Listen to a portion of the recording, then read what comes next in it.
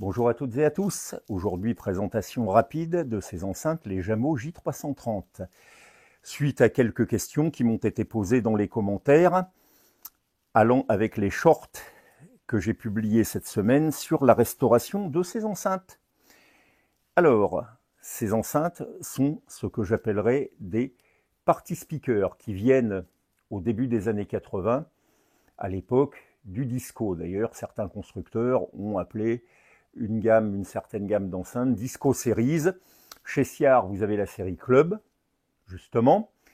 Chez Warfedel, vous avez une série, bon, niveau de présentation et d'équipement supérieur, c'est la série E, E30, E50, E70, E90, la grosse et grande E90, montée sur roulette, elle aussi, embarquant deux boomers de 25 cm, deux médiums de 13 et un tweeter, une poignée au dos pour le transport parce qu'elles étaient plutôt lourdes. Il y avait eu dans ces enceintes Warfedel E90 une version noire équipée derrière avec des prises XLR et j'en avais moi-même récupéré une paire qui équipait une discothèque. Chez Jamo, on aura aussi la série Power qui culminera avec le modèle Power 500, un 30 cm, un pavillon de médium ici équipé avec un haut-parleur, paraît-il, de 2 pouces, c'est ce qui était écrit dans la notice, et carrément une batterie de 5 tweeters. Chez Celestion, on trouvera la Rock Monitor aussi, enceinte de dimension un petit peu plus restreinte, équipée avec un 30 cm dédié à la guitare, un tweeter à compression et, comme ici, des lentilles acoustiques. Alors là, la Celestion Rock Monitor, c'est réellement pour des petites surprises parties entre amis, parce que écouter de la musique avec ça, en gros, c'est impossible. Tandis que Jamo, tout comme Warfedel d'ailleurs, ou alors à la rigueur aussi les séries Club de chez Siar, c'était, on va dire, pour un usage mixte en hi-fi, ou effectivement pour des soirées entre amis. Attention, on n'est pas dans de la sono véritable. Ce ne sont pas des enceintes professionnelles, même si elles veulent en imiter le look. Ici, finition noire, vinyle, un encadrement aluminium, rappelant un peu les cornières et les enceintes professionnelles qui, elles, ont des bordures comme ça en acier, mais un petit peu plus substantielles. La puissance annoncée par le constructeur est assez élevée, 220 watts RMS, 330 watts musicaux, c'est-à-dire ce qu'elles peuvent admettre pendant une seconde ou quelques secondes, on va dire c'est une puissance de crête. Elles embarquent deux haut-parleurs de 25 cm. Alors on a de très belles garnitures plastiques tout autour. L'aimant ferrite est assez gros, châssis en tôle. Deux évents basse réflexe, eux aussi entourés avec de la garniture en plastique. Ça, c'est le clinquant des années 80. Voilà. Notons quand même que sur les séries E de Warfedel, c'est beaucoup moins de cheap, puisque ce sont de très beaux saladiers à lui, et que même les évents sont entourés par un cerceau en aluminium. Là, ici, section médium aigu, et c'est là où ça devient un petit peu curieux, parce qu'on a ce haut-parleur à pavillon, censé être le médium. Bon, derrière, on n'a pas un haut-parleur à compression, mais on a un haut-parleur à dôme très petit. Ce qui me fait douter, en fait, et on le verra un petit peu plus tard, que ce soi-disant médium donne vraiment du médium.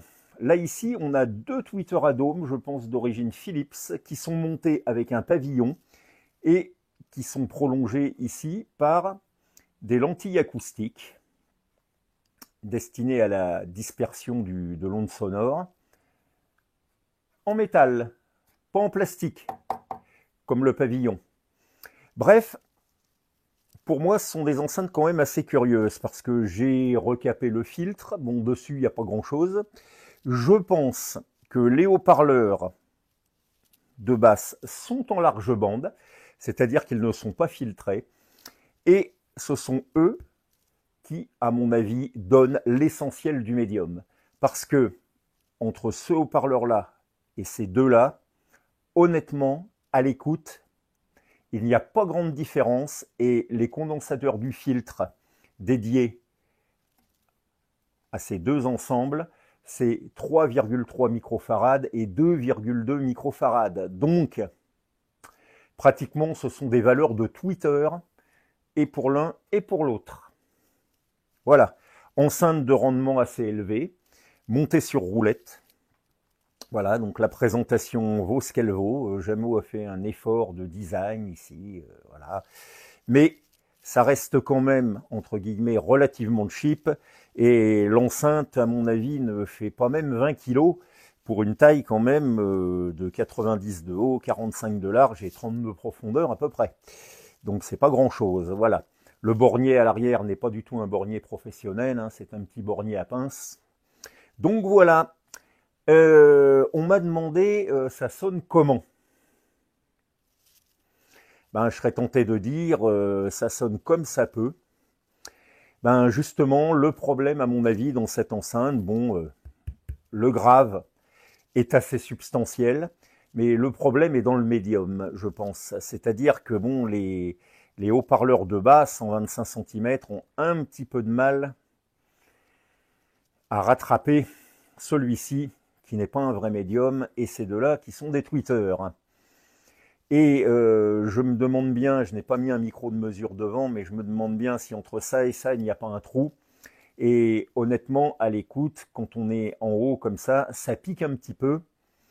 Donc un placement, à mon avis, à surveiller, l'ampli à surveiller, et peut-être, dirais-je, une petite égalisation à opérer. Parce que ce que j'ai pu écouter, c'était un petit peu, comme je vous disais, criard dans le haut. Voilà, bon, mais quand même, bon, des enceintes qui valent ce qu'elles valent, des enceintes qui s'écoutent. Voilà, pour un usage mixte. Voilà ce qu'on peut dire de ces enceintes. C'est pas ce que j'ai écouté de pire, c'est évidemment pas ce que j'ai écouté de mieux. Bon, cela dit, maintenant, elles sont reparties pour 15 ans. La présentation est belle, il restera les caches à restaurer un petit peu. On va remettre un beau jersey acoustique devant. Et ma foi, elles seront en plutôt bel état. Plutôt bel état. Sur ces fortes paroles, je vous dis à une prochaine fois et bonjour chez vous.